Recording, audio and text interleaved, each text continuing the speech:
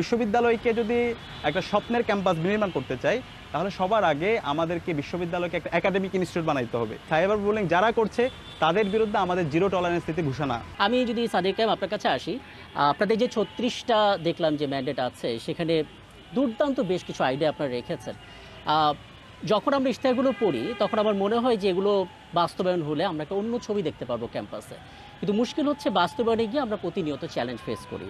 আপনাদের ইশতেহারের মধ্যে আমরা দেখতে পাচ্ছি আপনারা মাতৃত্বকালীন ছুটির ব্যবস্থার কথা বলছেন, আপনারা অদম্য মেধাবৃত্তির কথা বলছেন, সবচেয়ে বড় কথা সাইবার সিকিউরিটি সহ নানা বিষয়। প্রথম কথা হচ্ছে একটা ধারণা যে ইসলামী ছাত্র শিবির মানে আমরা হয়তো একটা কনজারভেটিভ হয়ে যাব, এরকম একটা ধারণা অনেকের মধ্যে আছে। এই ধারণাটা ভাঙাটাই একটা বড় চ্যালেঞ্জ কিনা। পাশাপাশি শিক্ষার্থীদের জন্য গবেষণা খাতের কথা বলা হয়, যেখানে আমরা দেখি সবচেয়ে কম বরাদ্দ থাকে ধরতে গেলে গবেষণা খাতে, সেটা বাড়ানোর উপায়টা কি? দুটো বিষয় একটু বলবেন। ধন্যবাদ। আমরা আমাদের ইশতেহারে প্রথমে হচ্ছে 6 ইয়েস এবং 6 নো।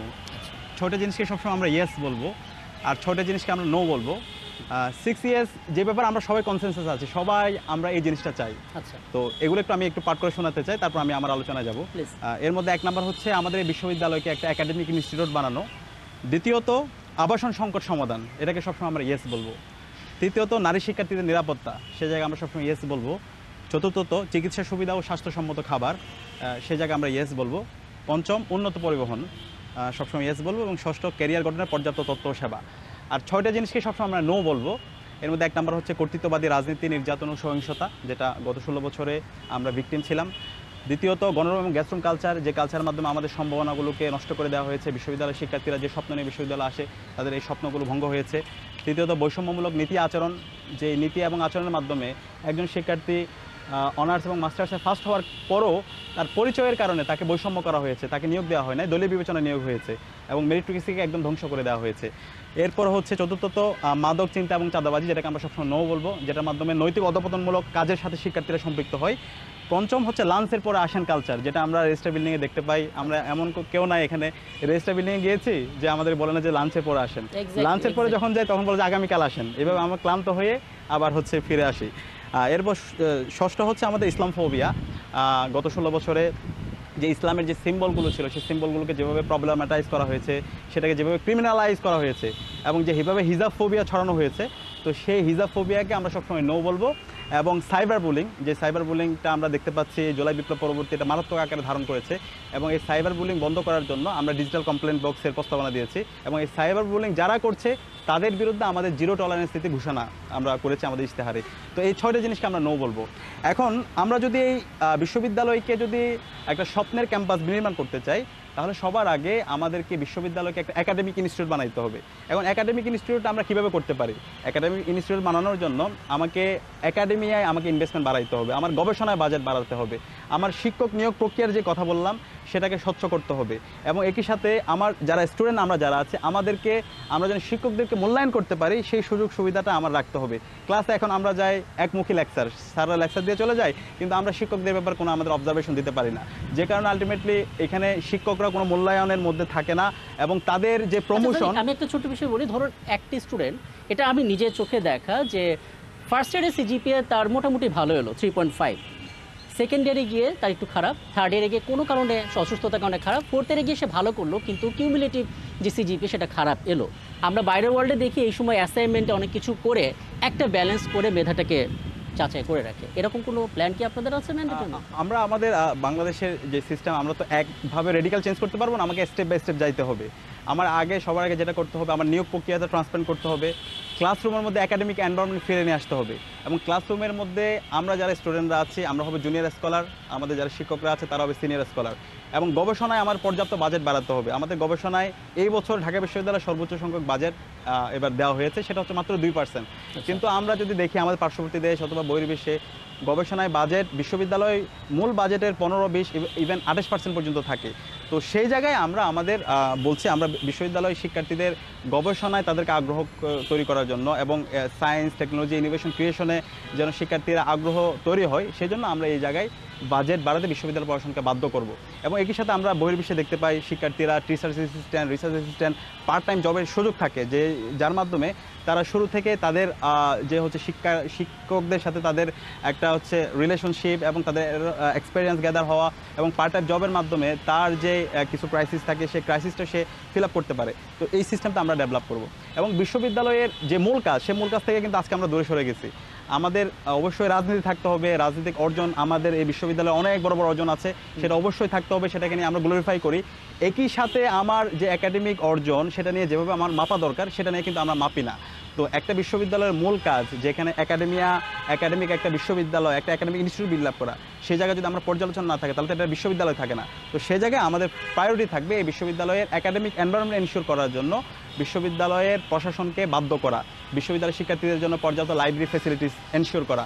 আমরা দেখতে পাই বিশ্ববিদ্যালয়ে আমাদের যে বিজনেস ফ্যাকাল্টির যে লাইব্রেরি আছে 3 বছর ধরে বন্ধ আছে, কিন্তু বিশ্ববিদ্যালয় প্রশাসন এটা নিয়ে তার কোনো উদ্যোগ নেই। আমাদের সেন্ট্রাল যে লাইব্রেরি আছে সেই লাইব্রেরির অবস্থা খুবই ভয়াবহ, জীর্ণ অবস্থা, এবং ওখানে দেখলে বোঝা বিশ্ববিদ্যালয়ের জ্ঞানের কী অবস্থায় আছে। যে বইগুলো আছে সেই বইগুলোকে গুপ্তধনের মতো রাখা হয়েছে। আমরা যদি বইগুলো আনতে চাই সেক্ষেত্রে এখানে অনেক আমলাতান্ত্রিক জটিলতা। এবং একই সাথে আমাদের যে একাডেমিক মেইলটা আছে, দেখেন এই একাডেমিক মেইলটা ব্যবহার করে আমরা সব রিসোর্স ইউজ করতে পারি। আমি যে বললাম হচ্ছে রেজিস্টার বিল্ডিংকে আমরা পেপারলেস করবো, আমাদের ইস্তেহারে সেটা উল্লেখ আছে।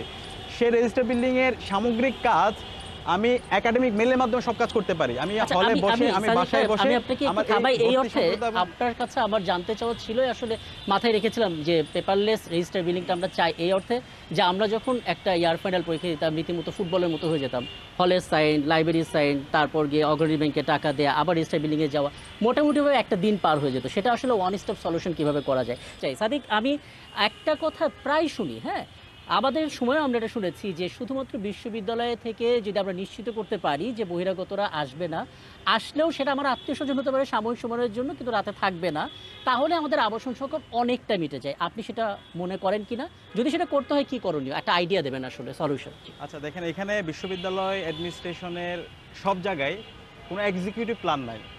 সে এক্সিকিউটিভ প্ল্যান না থাকার কারণে আমাদের এই সব সংকটগুলো দিনের পর দিনে এটা আরও তীব্রতর হচ্ছে।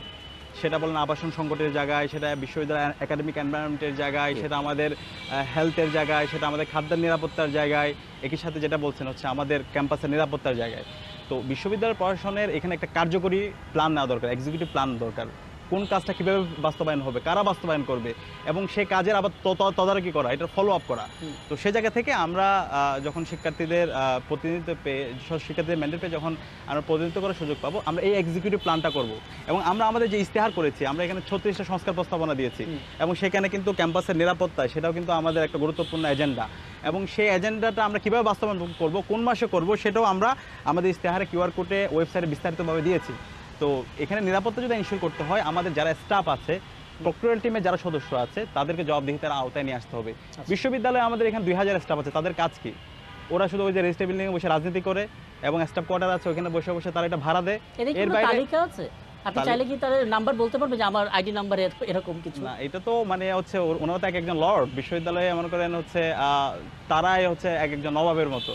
তো তাদেরকে তদারকি করার এখানে কেউ নাই। তো যেহেতু দীর্ঘদিন ধরে ছাত্র সংসদ নির্বাচন নাই, সেখানে শিক্ষার্থীদের প্রতিনিধি না থাকার কারণে তারা আরও এম্পাওয়ার হয়েছে। তো আমি বিশ্বাস করি এখানে আমরা যারা নির্বাচিত হয়ে আসি, এই যে চেক অ্যান্ড ব্যালেন্স করা, পাশাপাশি তাদেরকে জবাবদিহিতার মধ্যে নিয়ে আসা, ক্যাম্পাসে নিরাপত্তা ইনশিওর করা, সেটার জন্য অবশ্যই এই আমাদের যারা স্টাফ আছে আমাদেরকে জবাবদিহিতার মধ্যে নিয়ে আসতে হবে। একই সাথে আমরা দেখতে পাই আমাদের আমাদের নারীদের যে হলগুলো আছে, সে নারীদের হলগুলোতে এটা কেমন যুক্তি, এখন পর্যন্ত আমাদের অনাবাসিক শিক্ষার্থীরা ওই হলে শিক্ষার্থী, একজন রোকেয়া হলের শিক্ষার্থী সে অনাবাসিক, সে ঢুকতে পারে না। শামসুন্নাহার হলের শিক্ষার্থী সে রোকেয়া হলে ঢুকতে পারে না। এটা কেমন যুক্তি? মানে এই বর্তমানে একটা হচ্ছে আধুনিক একটা যুগ, যেখানে ফিঙ্গারপ্রিন্টের মাধ্যমে আমি পর্যাপ্ত নিরাপত্তা ইনশিওর করে আমার যে 2000 স্টাফ আছে তাদেরকে আমি ট্রেন করে আমি তো এই কাজটা করতে পারি ইজিলি। এই সব জায়গায় মানে নিরাপত্তা বলেন, বিশ্ববিদ্যালয় একাডেমি এনভায়রনমেন্ট, প্রত্যেকটা জায়গায় ফেল করার মূল কারণ হচ্ছে এখানে প্রপার এক্সিকিউটিভ প্ল্যান নাই, তদারকি করার কিছু নাই। বিশ্ববিদ্যালয় 100 বছর পার হলো, কিন্তু আলটিমেটলি এখানে প্রপার প্ল্যান ইনকম্পিটেন্সির কারণে আজকে এই অবস্থার মধ্যে আমরা